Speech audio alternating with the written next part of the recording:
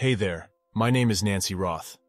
This describes a little of what I saw and experienced, but it's pretty short and doesn't include information on the teachings. In January of 2014, I experienced some things that promised to change my life forever. These experiences went from horribly terrifying and painful to profoundly beautiful and soul-stirring, all within the space of a few days. On the morning of January 3rd, 2014, while riding my bicycle here in town, I was struck broadside by a truck. My injuries were so severe that I'm still in recovery from some of them. By all accounts of the doctors who treated me, I shouldn't have lived. Most people die from injuries like yours, my surgeon and primary care physician insist. They were right. I shouldn't have lived. In fact, I came very close to death twice during those first few days. During those brushes with death, I had 2 near-death experiences, NDEs, that promised to change the way I look at life, the way I experience life, and the way I feel about the concepts of God and Spirit. Before we go any further, let me say that I debated about putting this out there, but I realize that it has to be right now. I feel in my heart that it's not good to hold on to this experience. At least one of my friends is soon facing the final transition, and I would hope this post, in some small way, helps her make peace with moving on to the afterlife. Also, I hope it helps others facing a similar situation. My first near-death experience happened when the truck initially struck me. In human time, this NDE lasted just a few minutes.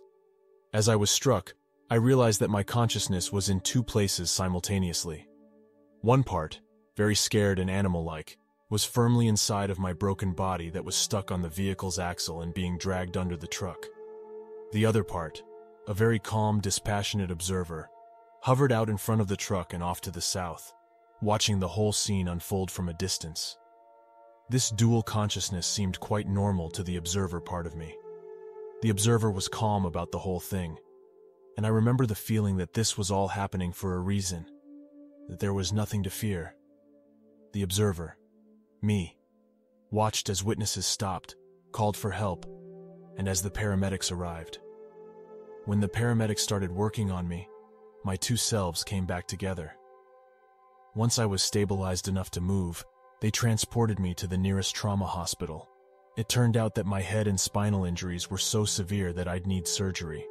My lower spine would need reconstruction, but only after the bleeding in my brain stabilized. In the meantime, the trauma team admitted me to the intensive care unit, ICU. I pondered that initial split consciousness experience for a few days in ICU while I awaited surgery. I had no explanation for being in 2 places at the same time, or for experiencing the accident from 2 different vantage points at once. In my scientific mind, I didn't know how consciousness could split apart with one part of me traveling outside of the body. Finally, I dismissed it as just an oddity of the crash and almost dying. It wasn't important, and it most certainly wasn't real, or so I thought. Perhaps because the first experience wasn't enough to get me thinking about spiritual matters. 3 days later during surgery, I was pulled right into the thick of things. I had another NDE, but this one was different. Instead of simply experiencing events unfold from outside of my body, my consciousness was ultimately brought to a place unlike anything I have ever experienced. The beauty and utter peace of the place defies human words. I felt totally calm, loved, and whole. I also felt a deep, profound sense of love permeating everything there. It was big love, as if the structure of this place was somehow made of love. Love was everywhere because there was nowhere that wasn't love. I can't explain it any further than that. I already never wanted to leave this place. One woman greeted me, although she said it was a form that she took at that time to make it easy for me to relate to her. She was a stranger to me, although I was somehow not a stranger to her. She moved with me throughout the landscape, telling me things that I and the rest of the world needed to remember. Things we'd forgotten, or perhaps never learned. These things were reminders that would help us live a beautiful life on earth. She said she was a spokesperson for everyone in heaven.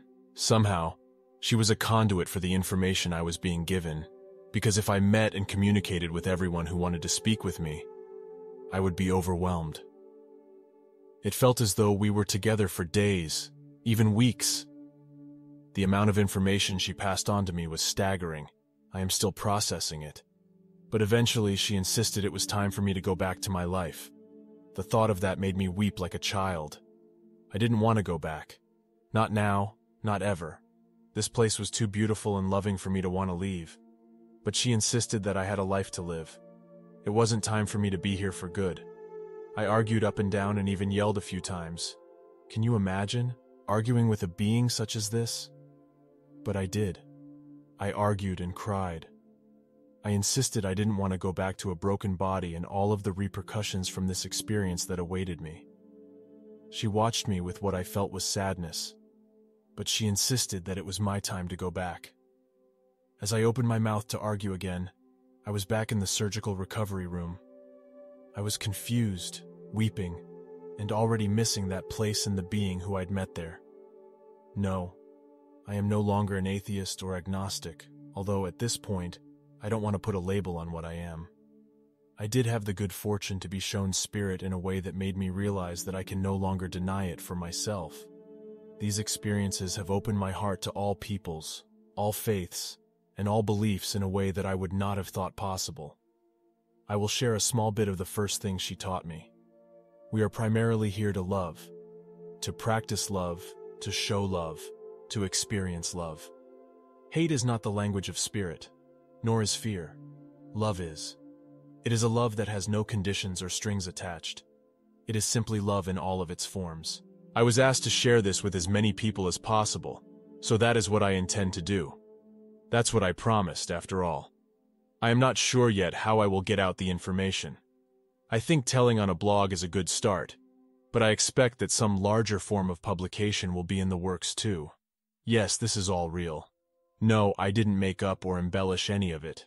I understand that some of you will think I'm crazy or hallucinating.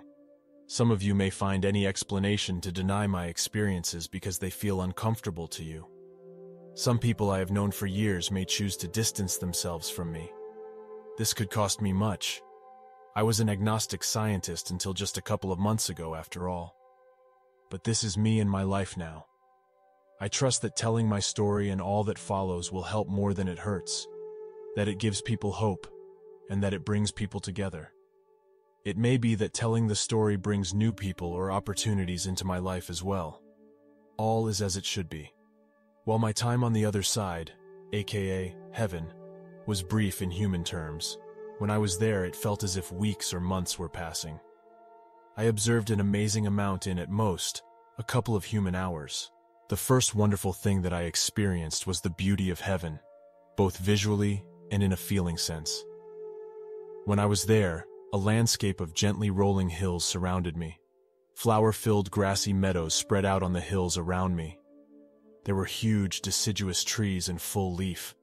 The trees were larger and grander than any here on earth and surrounded the meadows.